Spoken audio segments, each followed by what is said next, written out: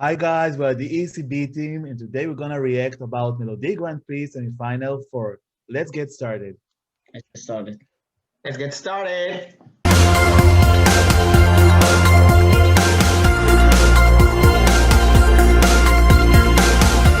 So, Nome will continue their journey to select the Eurovision act for Eurovision 2021. Another semi-final is arriving on that Saturday. Four artists will compete for only one spot in the final. Um, the results will be determined by three duels until one winner will be announced, and only public will vote for the winners, no jury. We also have the option to hear another automatic qualifier, which will be Etel Peterson with Word on Fire. The song Which will will be be revealed released on on Friday. Friday. That's Exactly. right, just a day before the semifinal itself. So the first song we're gonna discuss will be Lennon Reader's Hitler with All That There, which means all of that.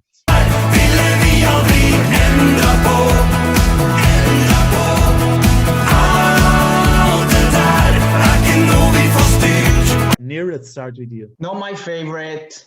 I don't know. Norway always have their, rock bands participating in this kind of competition. It's nice for the variety of the songs in the lineup, but it's too weak, too generic.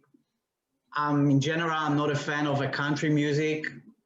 It's like in between rock and country, but like to me, it sounds more like of a country. Not a fan. Nice to see, bands that played for years sending song for the competition, not the winner. Fair enough. Karens? Guilty pleasure of this evening. Lovely Schlager piece. Great voices. They sound like they have chemistry. Will do well. Not sure, but it's great to hear that the diversity in this selection. So yeah, good song. Wow, we already have different opinions, at least the two of you. Well, just as Nir say, kind of rock country, more country. For me, it reminded me a little bit of the Friends theme song, I'll Be There For You, the opening, just very similar. We can find similar songs to that one every year at the Melodi Festival, and Arvin Garna, etc.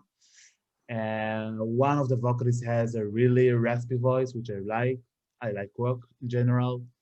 The main element is the guitar playing, but I felt like I've heard their live performance in that version, not the studio version. Not a bad song, but for me, too basic and forgettable. So it's a no for me. The second song will be Royen with Circus. Nah, nah, nah, nah, I'm on a roll like a circus. I give him show. Bro, I'm the ringmaster, you already know. Let's start with Karen's. Very unique, deep voice that I love. Um, Questionable lyrics. Sounds very American. Um, I wonder the stage will be like a circus related.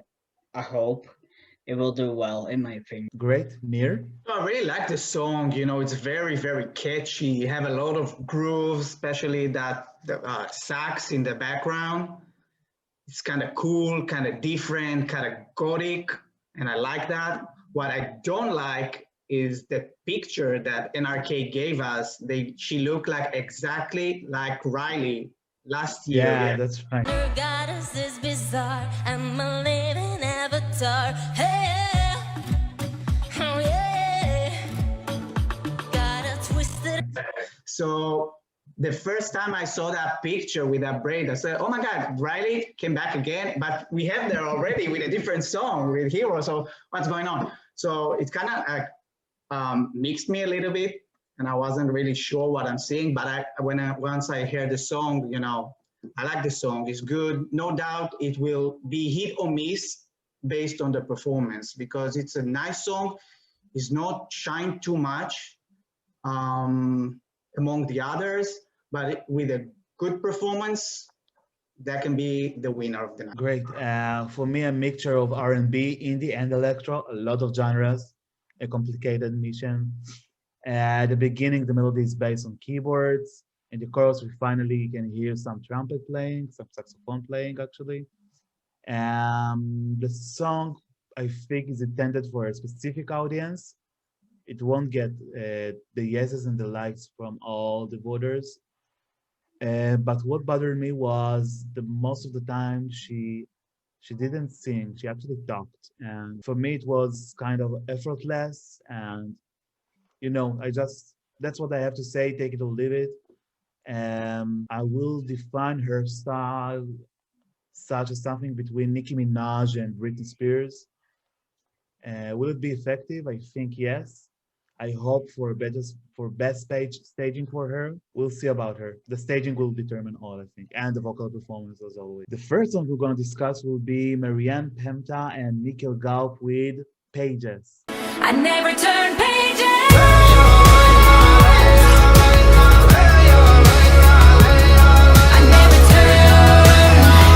Let's start with me. So the introduction is already promising. I loved Marianne's voice. The yoik by Mikkel is professional, not bothering, combines very well in the whole production.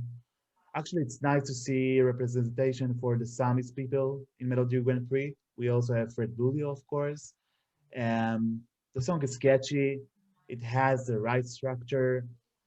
I love the modulation towards the end, and a good decision by the production. For me, this is the way to make a key change. The song is very catchy. I already can sing it to myself. Well done. I really like it. Karen, so what about you? Sounds like a very decent song with again another yoiking. Both have unique ways to approach the song.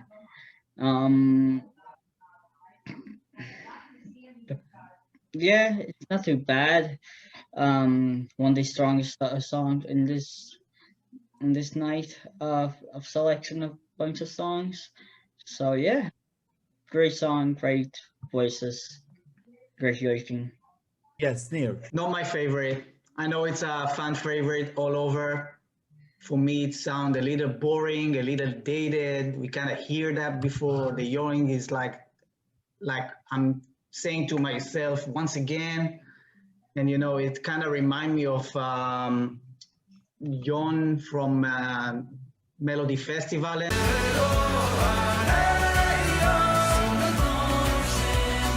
Jon Hendrik. I don't know. It's too much for me.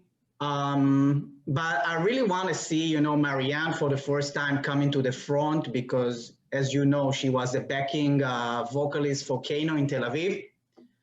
Mm-hmm. So, it's nice to see her coming to the front and, see those artists getting the Eurovision vibe,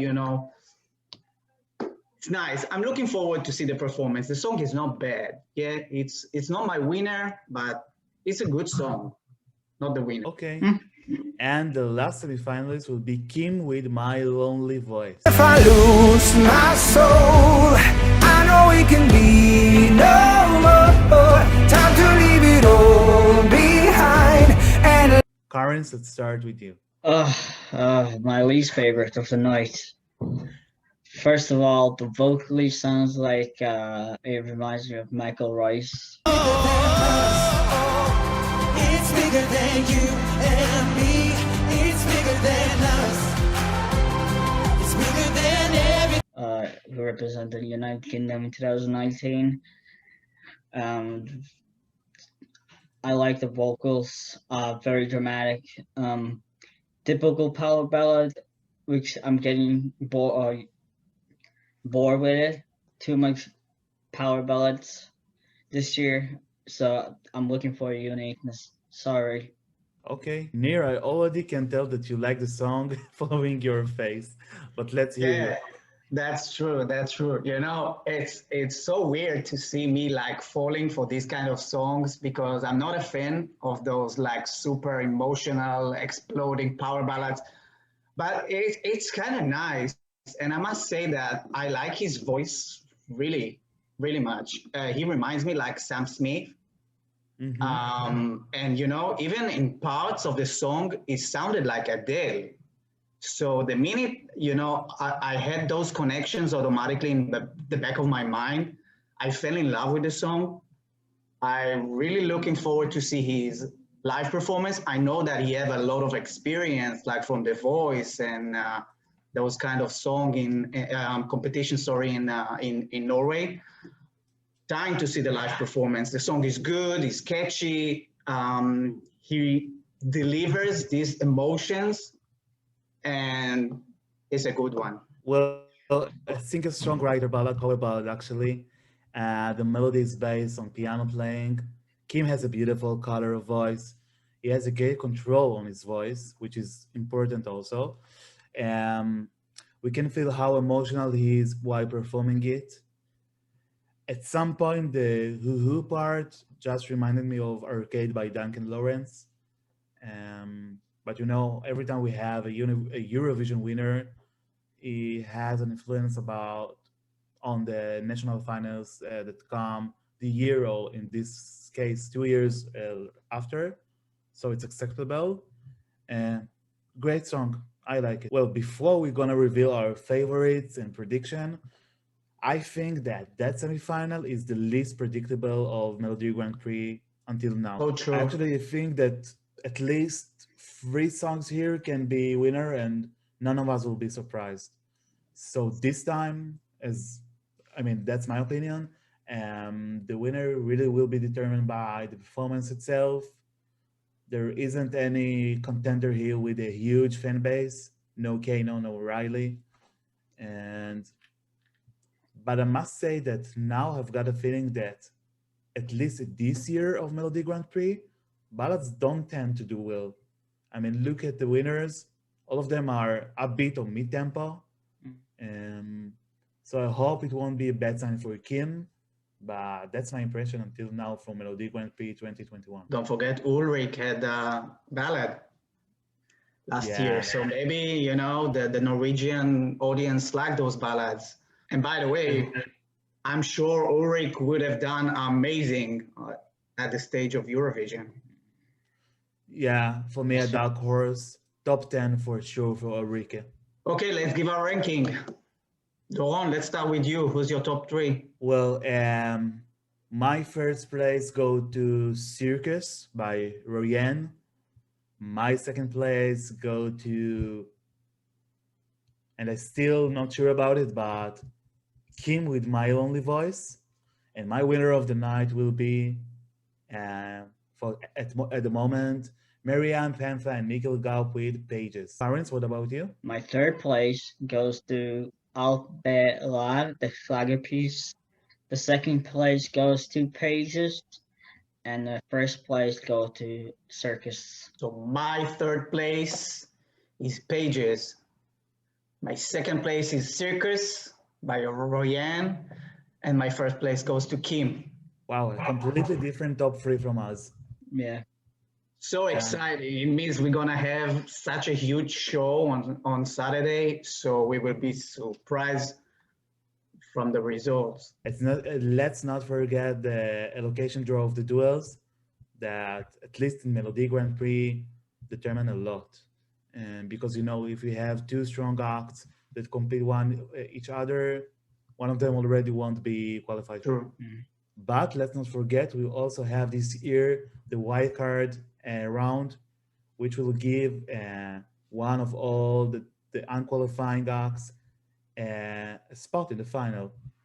So let's see about that. Okay, guys. So if you like us talking about Eurovision, don't forget to subscribe here to our channel. And don't forget to follow all the Eurovision news in our website, escbeat.com. And find us on Spotify and Apple Music for all the Eurovision playlist of the year. See you guys. Bye. Bye.